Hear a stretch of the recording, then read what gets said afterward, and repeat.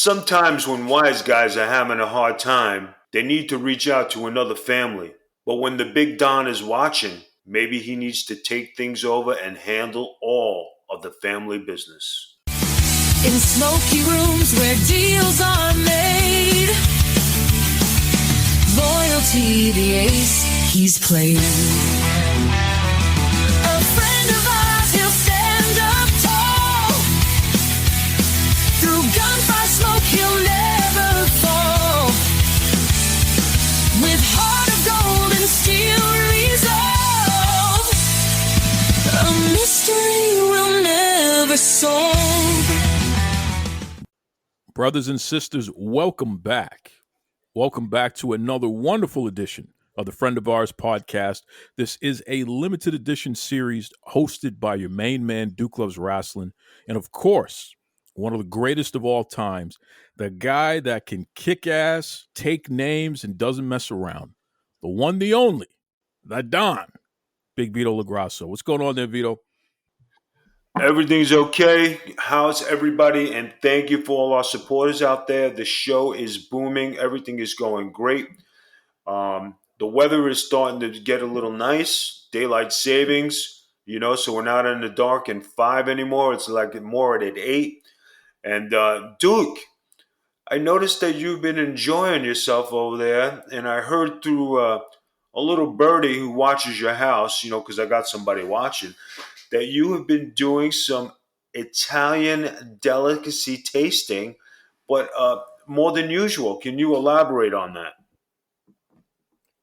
Well, listen, I'm a guy. First of all, that's terrifying that you got people watching the house, but I'm a guy that always has to have his antipastas, you would say. What's terrifying is you said you're a guy. You're a guy. Oh. I'm a guy. I'm a guy. I'm a guy. But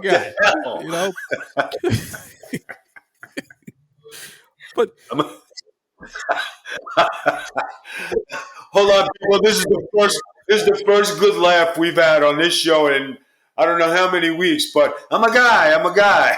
Get ahead. Finish. Get ahead.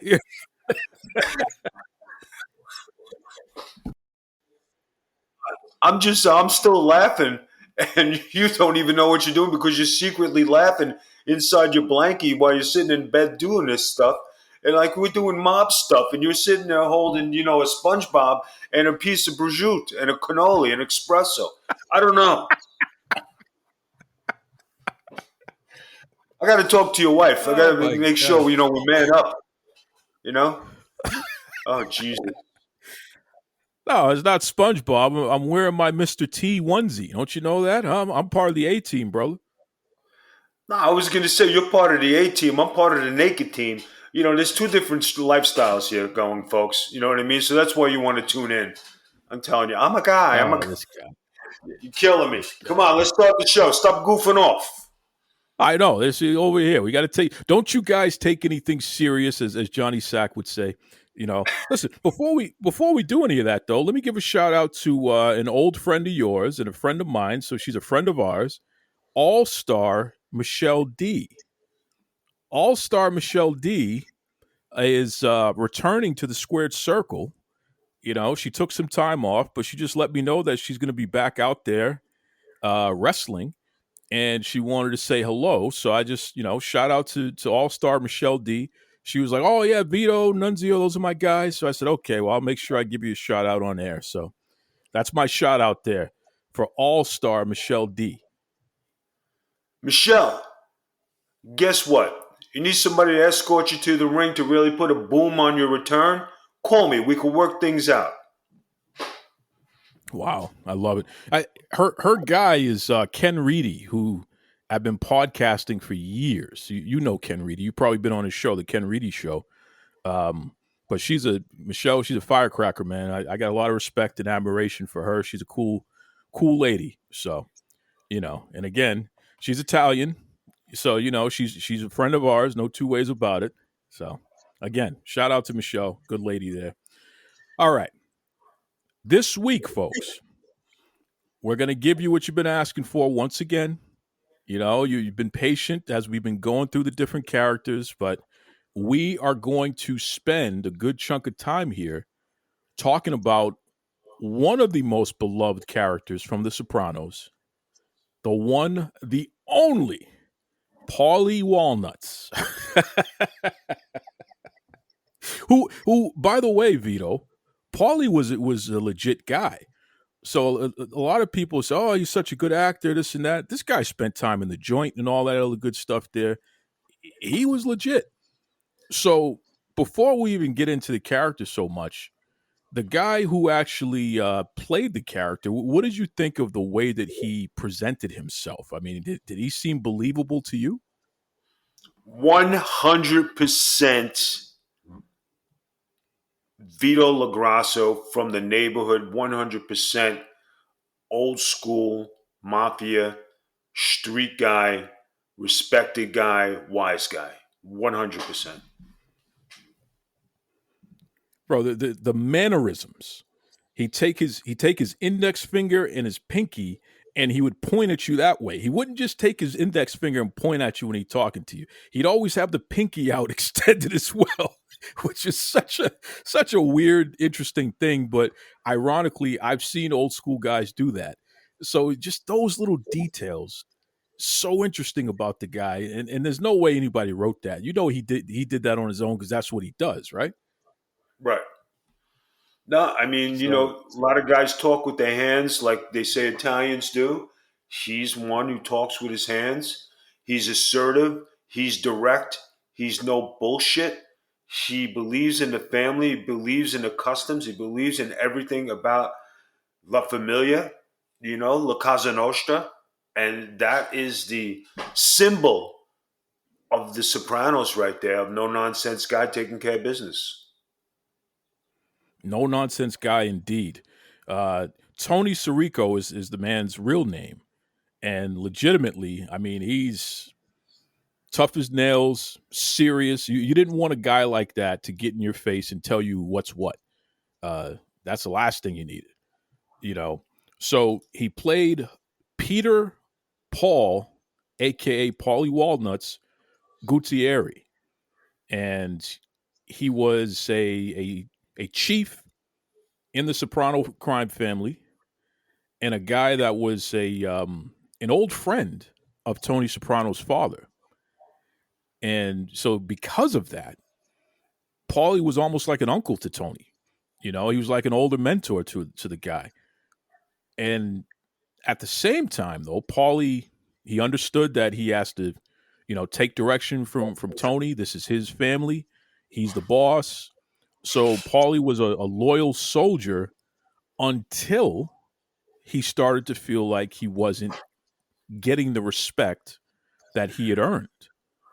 I mean, Paulie was in the life way before Tony Soprano was even born, and for him to make his bones and do all the things that he had done for the family, to be disrespected or stepped over and promotions given to other people and stuff like that, that definitely hurt Paulie's feelings, and he made it known. And at one point, he even kind of turned on the family when he started whispering to Johnny Sack, hoping that his whispers would get back to the boss, Carmine. And, Tony almost whacked Paulie over that because he was so upset with the New York family finding out things that they had no business finding out about. So a really interesting character in that sense, because all of those situations play out in every aspect of business, every aspect of family life. You don't have to be in the life in order to see situations like that where somebody feels like they're being taken for granted. And as a result, they start conspiring with people who may not have your best interest at heart. Happens all the time. You know what I mean? So I want to stop there for a second. Vito, what do you think about that whole notion there of Paulie feeling like he wasn't getting as much love as he had earned, and then he started kind of stepping out a little bit? Well, when you've been in the business, for so long, and I'll give you who he reminds me of. He reminds me of De La Crosse from the Gotti days. And when De La Crosse got passed over and they gave it to Paul Castellano, that was a big shock to a lot of people. You know what I mean? And that guy, Neil, Neil De La Crosse, was a legit soldier, followed the regime, and when it came time for him to get passed over, to be promoted, he was passed over and Castellano was put in. A lot of people took that as a slap in the face, but Neil, being a gentleman's wise guy, it did bother him. It is what it is, and you got to move on with it. Paulie, a gentleman in the street and a wise guy, he was a little bit more, I would say, not as refined as Neil Delacrosse, and not as gentlemanly, because Paulie was still on the street and still doing his thing, but he really couldn't control himself and his emotions. And I think that might have been the reason why he got passed over, especially since we discussed last week on why Ralph uh, got passed over, because he didn't take it serious, and he was a jokester and an idiot and a fool and a wise guy, and always not doing the right thing until they finally gave it to him. But with Paulie, he was always right there. And I didn't think that him not being made a difference, because everybody respected him. And when he had to slap somebody, he went and slapped somebody. When he went to go for somebody, he went to go look for somebody. And, he was, on Gumad night, he had a Gumad with him. Like, he said, I'm at my Gumad's house. And, he respected Tony. He did everything for Tony. you know and in business, just like any other business, sometimes people don't feel appreciated, and that is what happened with Paulie. Absolutely. Absolutely. Paulie he's a cautionary tale. And I'm glad that you brought up the business aspect, because this is what most people listening can relate to.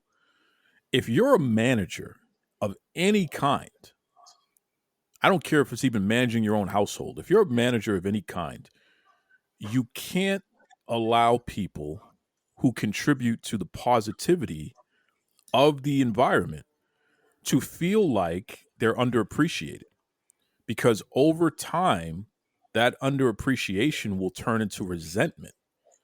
And resentment can cost you. It can cost you your business. It can cost you your reputation. And in some instances, it can even cost you your life. So as a strategy, it is imperative that you're always paying attention to everybody who you're responsible for, and you're taking the time to let them know that you appreciate them. It has to be a thing that matters to you. That doesn't mean you got to coddle people. It doesn't mean you got to kiss their backside or anything like that. But acknowledgement, appreciation, you know what I mean? All of those things are very important in order to mitigate those hard feelings, especially when you have to come down on somebody because they're not doing a good enough job at the moment. I think part of the tragedy of Tony Soprano as a boss, he wasn't the best manager. He allowed too many of his guys to get upset with him and have resentment. He allowed too many of his guys to fester and be paranoid about stuff like that. And Paulie was the most glaring example. Um, when Tony gave Christopher a promotion, Paulie was BS about that. Because, oh, you're giving it to your little nephew there, huh? Like, you know what I mean? Like, what is this? He hasn't earned his stripes the way that we've earned our stripes. Why does he get more money? Why does he get the promotion over me? So the paranoia of, I'm being passed over, I'm being overlooked, I'm being disrespected. Again, that turns into, you know what? I'm going to start telling rival crews who we're supposed to be in business with, but it's a dog eat dog world. I'm going to start telling them our business. It was Paulie actually who told Johnny Sack about the terrible joke that Ralph said about Johnny's wife Jenny. Right? Wasn't that Paulie who let that slip? Yes, it was. And Paulie did it from while he was in jail. So how did you hear about this? I demand you tell me. It's just left better, just left better on the said. You know what I mean? So it is something to be said for loyalty. There is something to be said for being passed over. And you know what? Mobsters and gangsters have feelings too. Ooh, ooh. Say that again.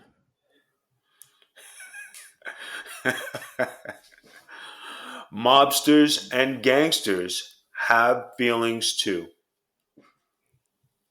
I want to open that up a little bit here because that what you just said highlights a point that is a major theme in the entire series.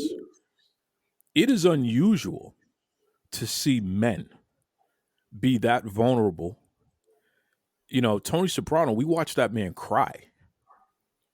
We watched Paulie cry and break down and legitimately we watched jealousy, we watched envy, we watched hurt feelings.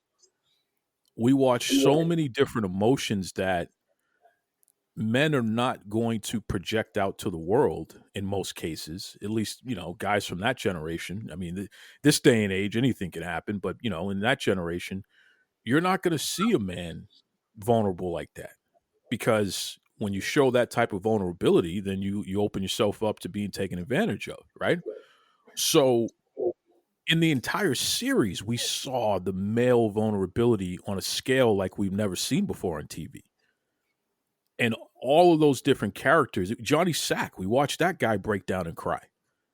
You know what I mean? It's to see a tough, badass grown man cry is a humbling experience, and it's also a terrifying experience because it's like, oh my god, like you just said, that guy actually has feelings. People overlook that, you know. Vito, you're a guy who is a stand-up guy. You take care of your family. You do the right thing.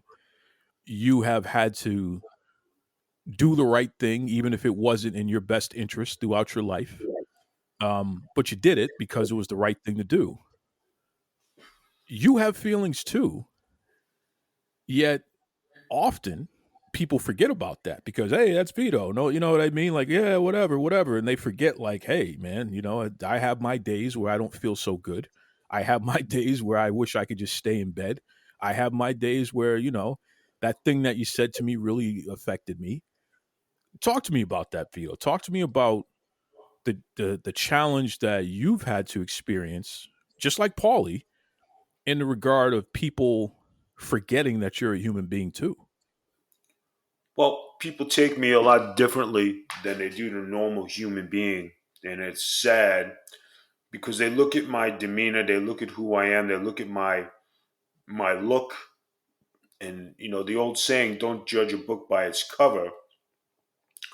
And for most of my time, maybe in life, a good part of it, people feared me without even knowing me because I looked scary, or I just had a look about me, or they didn't know me, they didn't know how to judge me, but they never took the time to find out, that I am the funniest son of a bitch that ever lived. I'm a great party guy. I have a heart of gold, and that I do have feelings. I could tell you, um, being um, at this stage of my life and being not 150, but a calmed down version of Vito, and being dignified and, a gentleman, and, just being quiet. People stick a finger in my face more being like this than I've ever seen in my life. And I hate it to death. And it bothers me that they have the audacity to do these things. And then if I erupt, they look at me like I'm the scariest animal on the face of the earth because they don't know how to handle it. At my job, I have people who are disrespectful to me, and I have to tell you, people, when they flip you off, I look at that as the biggest disrespectful, most disrespectful thing you could ever do to me is give me the finger or stick it in my face or tell me to go fuck myself, especially when I'm being a gentleman. And I look at them and I have to control myself because I want to rip your lungs out or smash your face or throw you through a glass door. And I have to be that guy who just like turns the other cheek. And I come home and I talk to my partner in crime, Miss Noel, and she can't believe people actually do this. And if I was an asshole in life and I was, wasn't nice and quiet and humble the way I am now, I dare people to do this to Vito 20 years ago because I would have slapped the taste out of your mouth and I would have went up to beat up your car, your house, your husband, or whoever is related to you, and I would have just fucking destroyed things. It bothers me. It bothers me tremendously that people do that. And talk about having feelings. No, I have feelings. Nobody's stepped in my shoes in my life, and nobody steps in my shoes today and what I deal with on a daily basis. But I got to keep an exterior and I got to keep myself together because that's just me. But do I have moments where I'm like, man, fuck this shit. I'm done. I can't do this no more. And, calling it a day. Everybody's got that. But, when people want to challenge you or they want to say things to you or, they want to think like you don't have feelings, you're so mistaken. Especially when you're just sitting there minding your business and people want to fucking make a scene. Okay, you want to make a scene? I'll make a scene for you. What you're describing there is the Mike Tyson thing. That video, which we've all you've seen, I've seen, most people have seen, where he's talking to Sugar Ray Leonard, and he's letting Sugar Ray Leonard know how much he respects him and how he looked up to him and all that stuff there. But Mike talks about watching old videos of himself and seeing the person that he was then, and then he's like, I'm not that guy today. Um, quite frankly, I'm afraid of that guy because he's still in me. And when people, approach me and they say horrible things to me or they challenge me and what have you, I'm so afraid that other guy comes out, because if he does, he's bringing hell with him, and it's over. You know what I mean? And it's such, again, that vulnerability, that self awareness, that ability to articulate a true feeling, quite frankly, where it's like you're an adult now and you have responsibilities and you have, if you go all the way and do what you used to do to somebody who disrespected you, you could lose a lot. And that's really the reason why it's like, I don't want to be that guy. I don't want to go down that road. I've worked too hard to get away from that. Don't bring that out of me. It literally is an internal fight that most people, but especially men, have to deal with every single day. You're walking down the street and somebody bumps into you and they don't say excuse me, and it's like, Jesus Christ, I could just crack you right now. Like, what are you doing? You know what I mean? And listen, I live in a tourist city in Boston, and it's a weird thing because I have so much experience working. I worked in retail, obviously working in government and what have you. You learn how to be accommodating because your job is to provide service to people. So one of the things that I learned at an early age, once I started working, is how to make myself small. So if I'm walking and you're walking, I'll get out of your way and give you room to go by. It's just a courtesy, right?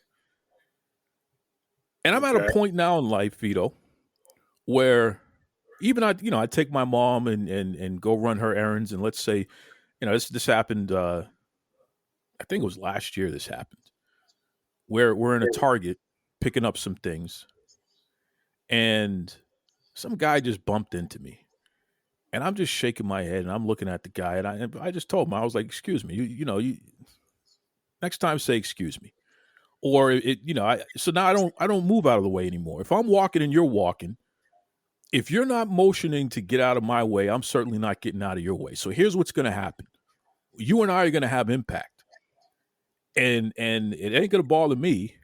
We'll see how you feel when you feel me. We bump into each other, and your shoulder just got hit. You feel that now. How are you more important than I am? How do you matter so much? You're taking up the whole sidewalk. You're taking up the whole aisle. You need me to get out of your way, and you're not even like, you're not going to try to motion to get out of my way. No, we're just gonna we're gonna bump shoulders, and let's see how that feels. I'm at that stage in life, bro. I'm not making myself small for anybody anymore. I'm sick and tired of these selfish people. I'm sick and tired of people walking around like they own the world. It just like, I'm a human being too, and I'm willing, and I'm more than happy to compromise, but don't treat me like a jerk. It's that internal struggle that we have every single day to not go backwards.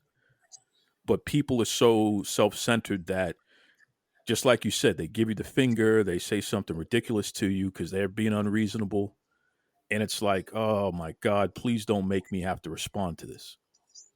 It's a challenge. It's a challenge, man. So when we saw the show and saw how it played out with Paulie, it was really, really interesting because even when his mother was disrespected, Paulie would even straighten out the old ladies. You remember that? Where the old ladies ostracized his mom, and then he had to straighten them out. You remember that episode there, Vito? No, I remember. I remember. And, lots of go said, for defending your mom, and he was a big mama's boy. Before we get into that, right, I have to tell people that I am still an athlete of sports, and I love playing ball more than anything. And I was playing softball in a league, and I would go sit in a corner in the dugout. People would say, "Why does Vito sit in a corner? Why does he just, he doesn't socialize. He just sits." And I did it for a reason. Number one, because I like to concentrate on the game. I get in the zone. I'm not there to like socialize. I'm paying attention to what's going on. And people used to take that, you know, badly. And I'd be like, I'm not bothering nobody. I don't want to talk during the game. I just want to play ball. I might say a couple things during the game, you know what I mean? But after the game, the guy said, Peter, you always sit by yourself and whatnot. I said, just because I don't want no one to mess with me. I don't want to be ridiculed. I don't want nobody to engage with me. And then when people talk shit during a game and then I explode and people back off. And I say, listen, I'm shutting my mouth. I'm sitting there minding my own business, and you want to fuck with me. There's 20 other guys to fuck with, but you want to fuck with me. I stopped playing softball because of that reason, because people were just being assholes. And then politics and being a buddy buddy and all this shit. And I used to tell the guys, I said, guys, we all forgot how to be ball players. Just come down and play ball. But the quietness that I would do and not smiling and being happy and all this stuff, people took it a certain way and they didn't know how to handle it. That's just me. That's just my personality. It's just me being me. And there's nothing wrong with that. And afterwards, when we would have a beer after the game, or they said, you're fucking hilarious. I says, yeah. I says, just as why do you do that? I says, I just want to play ball, man. I just want to play ball. It's just, yeah. And I tell them all the time, guys, I was a great wrestler. I was better than most of the wrestlers. I just didn't politic, and I just didn't kiss nobody's ass. I just want to be known as a great wrestler. And it's today that I get that recognition, right? Because this Vito, you're fucking awesome.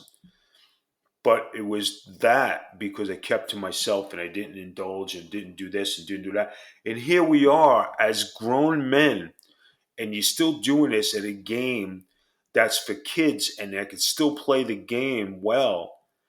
And I still deal with this nonsense. And I'm like, this is not what I want to do. And this is not where I want to be. This is like, fuck this bullshit. And this is like high school. I said, I'm a former pro athlete. I don't need this. I'm a fucking wise guy on the street. The way I react is the way I'm going to crack your fucking skull open if you don't stop fucking with me. And it led into some times where, okay, now you got me. Now you got my attention. Now what? And people don't know how to help. Man, Vito, you're scary. No, this Vito's not scary. The other Vito was scary. You don't know him. He's tucked away somewhere. But this Vito, you should like and embrace. That's what I have to say, dude. To clear up some anybody saying anything about nice and Paulie and myself and all the wise guys out there who have a certain persona, guys.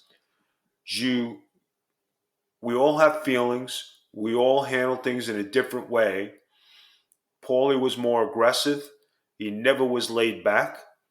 He took his mom as as a god, as a goddess, and then when people messed with his ma, he handled business. But then I think you're getting to another point that's coming up. You know, he found out that his ma wasn't his ma. Am I right, Duke? You're absolutely right. His ma wasn't his ma. Now, correct me if I'm wrong. Though he found out that she's actually his aunt, right? Right. Was his aunt, and the mom was young. She didn't know what to do. The aunt took the baby and raised it like that. And then Paulie found out that that wasn't really his mom and ruined Paulie, because a whore was a whore, uh, a bitch was a bitch. And like he saw things, black and white. It was no middle ground. And the way he carried on, and the mom, when I remember that episode, but Paulie, I loved you and you and my son. I raised you, but you're not my mom, and you let me believe this. And my mom was a whore, and I'm not sure who I am now, and all this kind of stuff. It doesn't change who you are, but it's like anything else, guys. Everybody out there has got two parents, and your two parents are never perfect, and nobody could pick your parents. You deal with what you got. Was my mother 100% right in everything she did? No, but she was my mother. Was my father, who I butted heads with, 100% right? No, but he's my father. But they're both past today.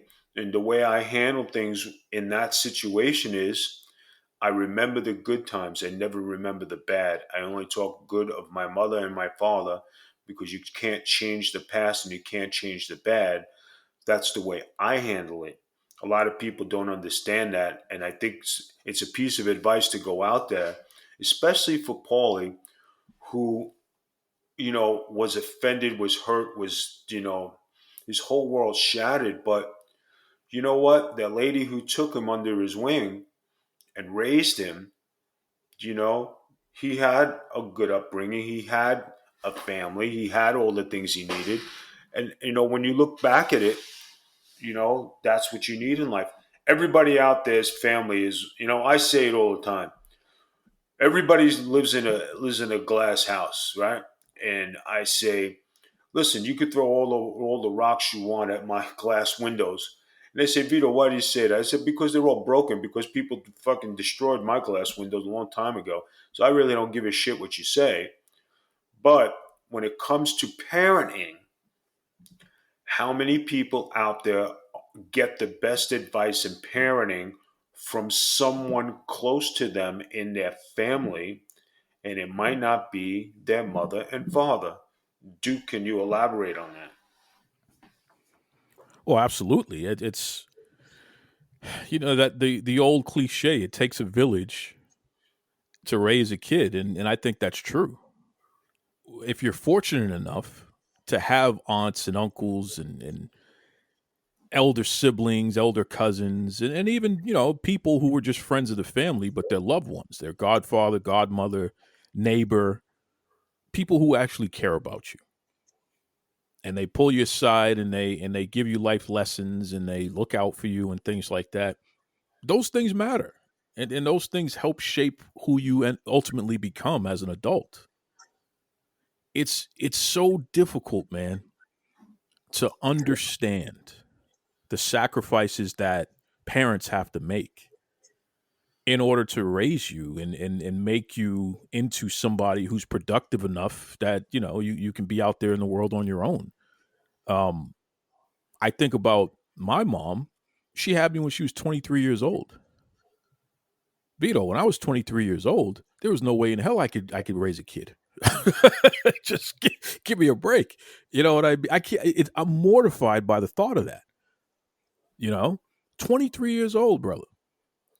So it's like, but you don't understand that as you get older and you think about the fact that she's only 33 years old and I'm 10 years old, and I think I know something, and I don't know anything.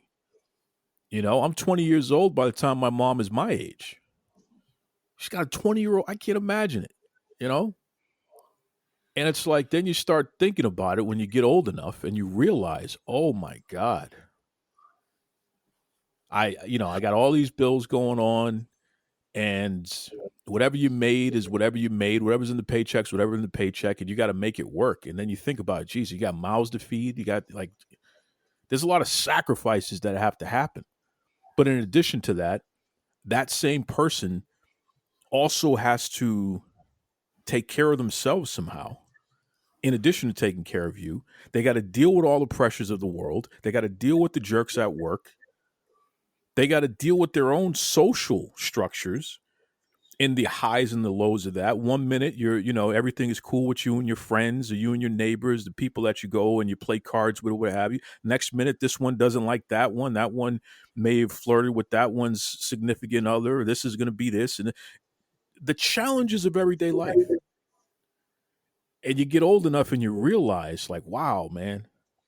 So then you reflect back on your parents and you say, you know what? It wasn't perfect, just like you said, but I'm going to remember the good times because, quite frankly, they didn't have it easy. You know what I mean? And I realize that now that I'm going through it, they certainly did not have it easy at all. So thank God that I'm here, you know? So that was an interesting situation, though, with Paulie finding out that the woman who he thought it was his mother is actually his aunt, but she raised him. In the end, though, he stayed with her, didn't he?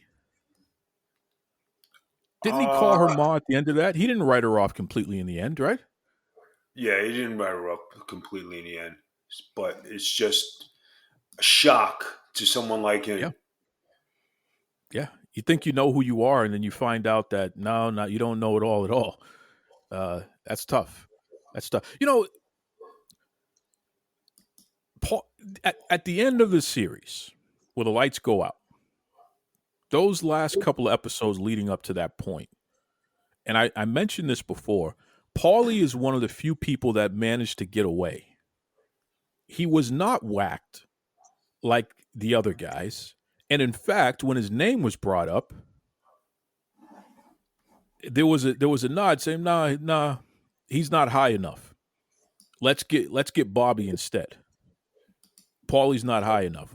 I always found that interesting, and it always made me wonder, Vito. And I'm going to ask you this again: do you think that Paulie made a deal with one of the other families and at least helped wipe out the Sopranos' crime family? I think he tried to make a deal, and when he spoke to the one guy at the wedding, and he didn't know who he was, Johnny Sack played him for information.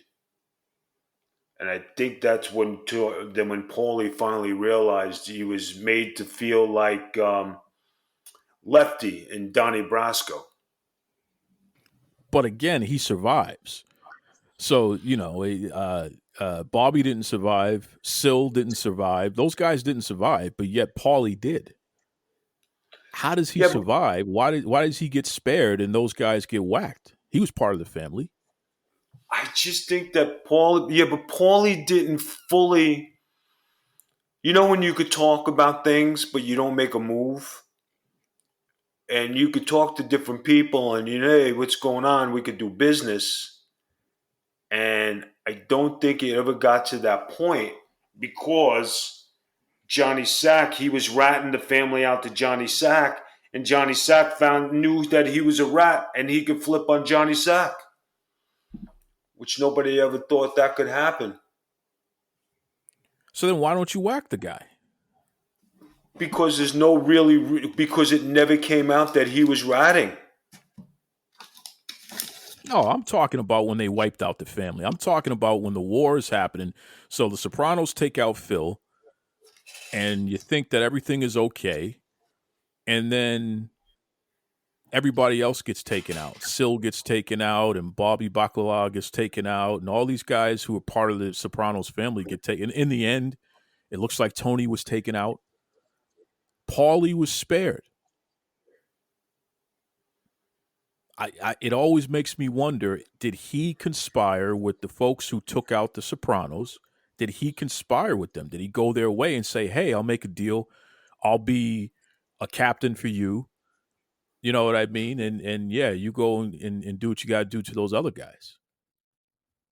Do you think it's at least possible? You know what?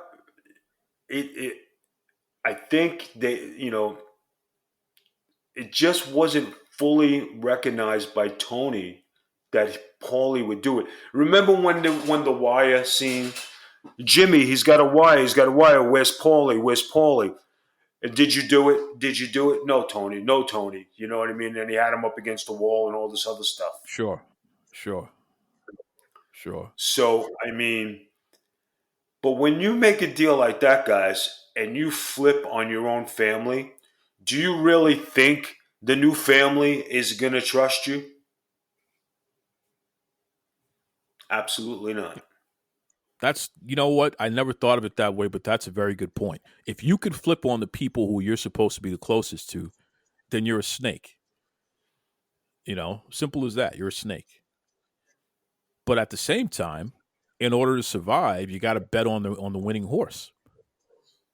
You know, so I wonder. This is the reason why I wonder, because Paulie was so upset about the fact that Tony passed him over so many times, and he didn't necessarily always feel the love and what have you. He felt underappreciated, and he's been around. He's been around before all those guys that he was running around with. I don't think it's unheard of to think that he made the move that not only kept him alive so he could continue to take care of his own mother, but also so he can finally be a boss of his own. Because when you wipe out everybody, who's left? Somebody has to still fill those spots and control things and kick up and all that other stuff. I think Paulie was the only guy left to do that. Right. It- so it's an interesting thing, and because the other part of that too is, wouldn't you be worried that this guy's going to come back because you wiped out his family? Why wouldn't he come back and come after you for revenge? But it didn't seem like that was going to be a concern at all. It's an interesting thing, man. It's an interesting thing that they didn't really explain. It's left to our imagination. But have you ever seen that before, where a hit is put out on a family, or at least the leaders of a family, and a guy goes the other way in order to save his own ass? Happens. I mean, it happens. Did I ever see it? I mean, you're talking about I mean, the biggest one you could probably say is that what people would know today is John Gotti and Sammy the Bull Gravano. You stick Yeah, with the family, or you're gonna go and do your own thing. You're gonna stick with John and rep the family and serve your time, or you're gonna cut a deal. yeah. Same thing. Good point. I mean, it's amazing, man. It's amazing that when you go back and you watch these shows again and you realize the life lessons that are in there, it's like, wow. Because again, that's real life no matter where you work, no matter what family you're in, whatever. That's real life. People who feel underappreciated could turn back and bite you. So again, you gotta treat people right. Never rob anyone of their dignity. Because once you do that, you have taken someone who was a friend and you've turned them into an enemy. And they may smile in your face and they may continue to play the game until they find that one moment, that one opening, and then they're going to get their get back. They're going to give you a receipt, and it could cost you everything. So that was Paulie, definitely one of the most popular characters and a fun guy to talk about because there's a lot there. Um, we're rolling along, folks. I mean, we still got Sil, we got Uncle Junior, we got Carmela, we got Dr. Melfi, and of course, we got Tony. So there's a lot more meat left on this bone for us to talk about there, for sure. Anyways, Vito, what's the best way everyone can keep up with you and all the goings on happening with the Big Vito brand?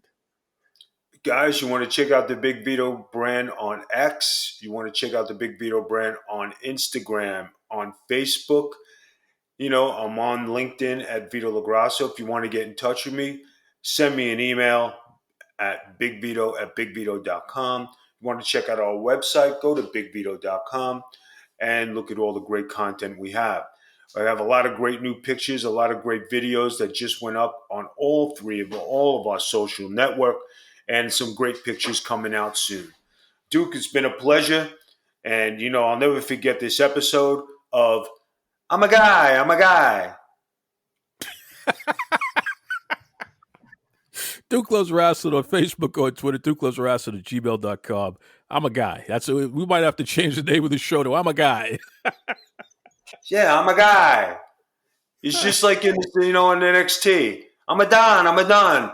No, you're not the Don. And then they changed it to you're just the Don of NXT. And that isn't working out so good. We got to talk. We got to call somebody to help that kid. I'm a Don, I'm a Don. No, you're in the dumps. Anyway, do you have a word of the week for us, Vito? Today's going to be Brajut and a Gabagol. A Brajut and a Gabagol. A friend of ours, he'll stand up tall. Through gunfire smoke, he'll never fall. With heart of gold and steel resolve, a mystery we'll never solve. A mystery